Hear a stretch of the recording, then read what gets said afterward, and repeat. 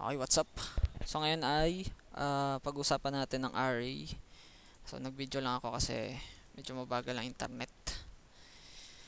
So array ay variable siya pero ang pinagkaiba niya sa normal na variable tulad nito, kuwari num is equals to 1, name is equals to, ang pinagkaiba niya lang sa mga to, ang array ay variable na nakakapag-store ng maraming data. Okay, kuwari nums is equals to 1, 2. Kung ito ay sa Python, pero kung C++ or Java, parang ganito yun eh. Nums, ganyan yata ang kanila. And dapat pare-pareho yung kanilang type. Kasi dito sa Python, pwede ka maglagay dito ng words. Dun. Ang kagandahan nito kasi sa normal na variable naman, isa lang yung na-store mo na data.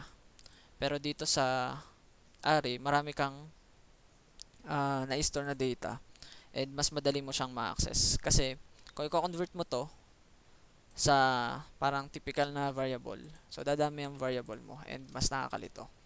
Okay. And parang dalawang senaryo ko siya na kumbagay dalawang senaryo na kung saan ko lagi ginagamit yung array. Yung una ay pag kailangan ko ng syempre dapat gets mo na yung problem mo or yung gagawin mo bago ka mag-code. So syempre pag kailangan ko ng parang database, temporary database na nandun yung data ko. Yan. Initially may data ka na. And then dun sa program mo, i-access mo na lang yung laman nung array na yun or list. So madali lang naman mag-access ng element dito, ng data mo dito sa list. So kasi dito may tinatawag tayong index. So index 0, nagsisimula ang index sa 0 lagi. Parang halos lahat naman ng programming language ay nagsisimula yung index sa 0. So ito yung index 0, index 1, index 2, index 3, index 4. Yun. And then ilalagay mo dito. So ito yung variable name, tapos square brackets. Kung gusto mong i-access yung pang-apat na to, so kailangan 0, 1, 2, 3. So ilalagay mo dito. So dapat 4 yung lalabas dito. Python main.py. So ganun lang yung pag-access. Basta magsisimula ka lang sa 0 yung pagbibilang mo. So yun yung unang use case niya. Pag meron akong dinefine na maraming data, tapos gagamitin ko siya sa program. Yung pangalawa naman ay parang gagamitin ko yung array as temporary database. Tapos dun sa program na gagawin ko, mag-add ako na mag-add doon ng data. Kasi pwede mong magamit yung nakastore na data. Kuwari ipiprint mo yung laman nun, mas madali kaysa sa hiwa-hiwalay na variables. Kuwari ay nums, yan. Kuwari lang sa program mo, lagi kang may ini-input yung user na maraming data. Dito lang sa example na to ay ayan. Then kuwari ay num is equals to input, tapos enter a number, yan. And then may mga methods or functions na maglalagay ka dito ng data. So sa Python ay num append. Sa C++ ay hindi ko na masyadong tandaan C++ eh. Pero sa Python, gawin mo lang to. Parang ginagawa dito, i-append mo or idadagdag mo sa variable na to itong number na to. Okay. Parang ganyan. And itong for loop, hindi pa yata ako nakapag-video ng for loop. Sa for loop ay parang ulit-ulitin mo lang yung nasa loob ng code na to. So ibig sabihin, 5 beses mong uulitin tong nandito. So kuwari ay python main.py, enter a number, kuwari ay 10, 20, 30, 40, 50. Okay, so hindi ko na print kung ano yung laman nito. Pwede ko siyang i-print as nums. Parang ilalabas ko lang siya dito. Python main.py 10, 20, 30, 40, 50. So, yun. And, mas sinabi ko kanina, mas madali siyang i-access kung nandito na siya. Okay. So, kung paano mo siya i-access, ganun lang din. Kalimitan kasi, pag nagamit ka ng array,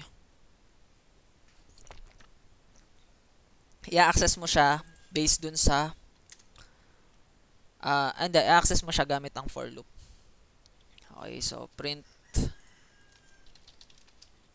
'di ba, ang pag-access ng array ay nilalagay mo dito yung index sa loob ng square brackets.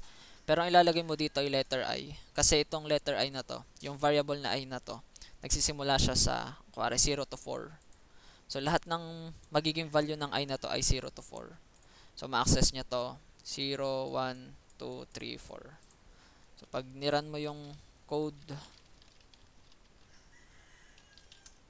so enter number. So interpreted to as string kasi hindi ko siya kina-convert as integer. So pwede ako dito maglagay nito. Yan. So yan, pagkatapos niya humingi ng number or ng input, ipiprint niya yung laman ng list. So ito. Okay. O madalas naman ay nakakita kayo nito eh. So sa for loop may nakalagay na if. Hindi ko sure kung, wait lang, ito yung listahan ko eh.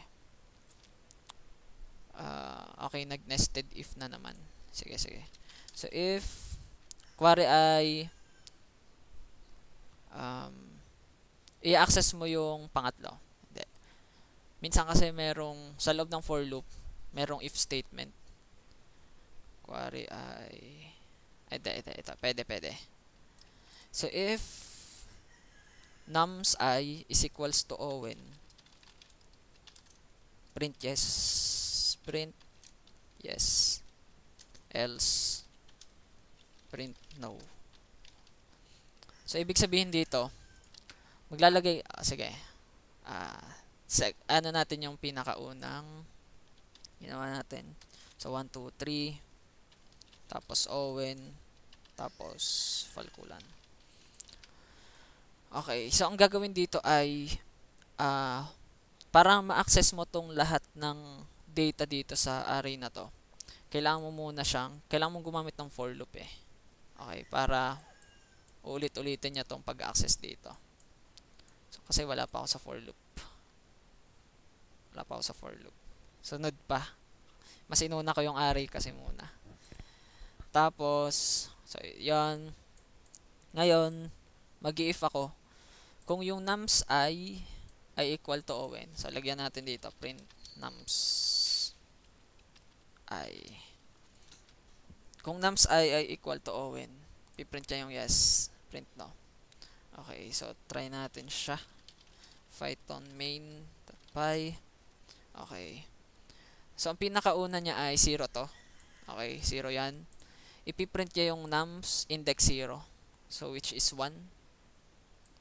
Tapos, conditional statement. Basta if else.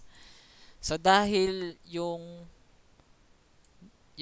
first natin, yung index 1 natin, which is 1 dito, di ba? Hindi siya equals to Owen. So, hindi niya to iraran. Ang iraran niya yung else. Kaya, naging no. So, yung pangalawa din ay 2. Hindi siya equals to Owen. Kaya, no. 3 din. Hindi din. No.